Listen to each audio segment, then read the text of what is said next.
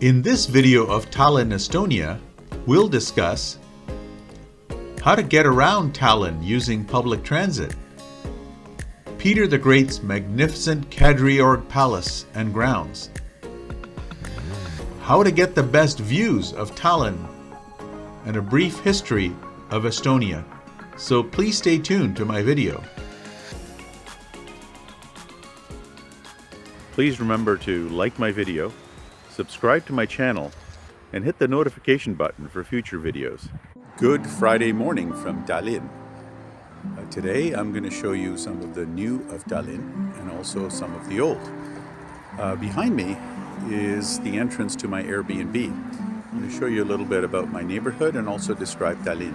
So that's the entrance to my Airbnb, and over there is a very modern looking office building and a residential building. It's quite impressive. The architecture I'm going to show you is very nice. There's a number 4 tram going by, which takes you to the airport and also the downtown. The other side of my residential street, looking the other way, you can see everything is very nice here in Tallinn. Quite clean, graffiti free, very well organized. Doesn't have a big high cost of living, but everything is very nicely put in its place, very well organized, very clean streets. You'll also notice that these are deciduous trees, and it's late September here. We are at the same latitude as approximately Whitehorse, Yukon. And these deciduous trees, these look like they're oaks. They're still green. There's a tree over there that's turning orange, but it's quite interesting. I don't know what these species are, but here's plants right here that are fully green. On the way to my supermarket, see this beautiful, very nicely designed apartment building. Residential up top, commercial down below. Quite a nice street. Another view of that apartment building, and also the supermarket, Selver. And some of the nice green space around. I'm at a main junction, transit junction in Tallinn. This is kind of like similar to Young and Bloor, waiting for my next tram to show up. And this is basically the core of downtown. This is the Kadriorg Palace grounds. It's a gorgeous public park. The grounds of Kadriorg Palace occupy a green space of nearly 170 acres, filled with beautiful public parks and gardens. The grounds are always free to the public. Attractions at the palace grounds includes a swan pond, a concert square, a rose garden with 32 varieties of roses, a children's playground, and a Japanese garden, and many historical buildings containing museums. That's pretty amazing when you consider that Tallinn, Estonia is further north than Juneau, Alaska. Kadriorg means Catherine's well, and I guess this must be the well. Catherine was the wife of Peter the Great, the Tsar from Russia. This was his cottage in Estonia. What a cottage. I'm going to show you Kadriorg Palace soon. One of the many beautiful flower gardens. This is the view of Kadriorg Palace. This is Peter the Great's cottage. Kadriorg Palace was commissioned in 1718 by Peter the Great for his wife Catherine, and was completed in the second half of 1725. Unfortunately, Tsar Peter died in January of 1725, and Catherine, heartbroken, never returned to the palace. After Catherine's death in 1727, the palace became a royal summer retreat for the Tsars of Russia until the Russian Revolution brought an end to the Russian monarchy in 1917. Between 1917 and 1945, the palace was occupied by various entities during a turbulent time for Estonia. After 1946, it became the Art Museum of Estonia, which it remains today. Estonia's history has been turbulent for centuries, ruled by the Swedes, the Germans, the Russians, and the Soviet Union. Estonia finally became an independent country in 1991.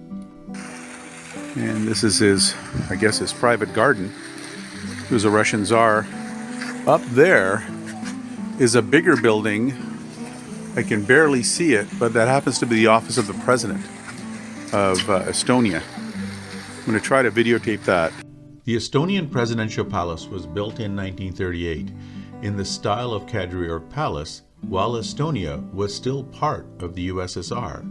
It was the official residence of the leader of the Republic of Estonia from 1944 to 1991, when Estonia was in the former USSR. Since 1991, it is the official residence of the President of Estonia.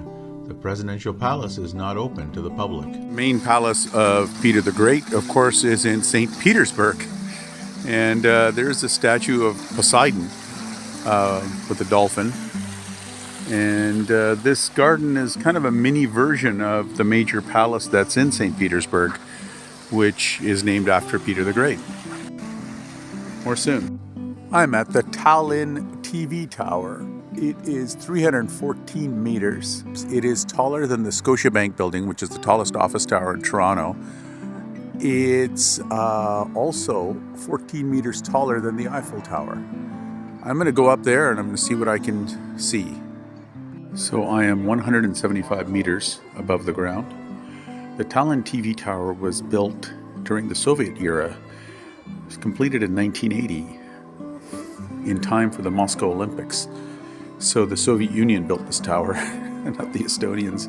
It was built in conjunction to broadcast the Moscow Olympics to the world. And that's what it was originally built for. It was a TV tower. You can see the view going north. Some nice houses down there. That's the bus that I came in on. You're viewing northeast, actually, so that it would be towards St. Petersburg, Russia. It's hard to believe, like St. Petersburg, Russia is like 200 kilometers from here. That way is Helsinki, Finland. They have the proverbial glass floor.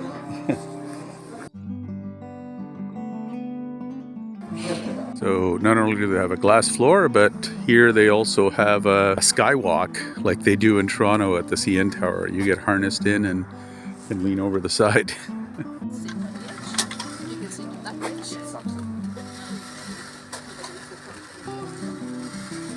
There's the view that I was showing you before.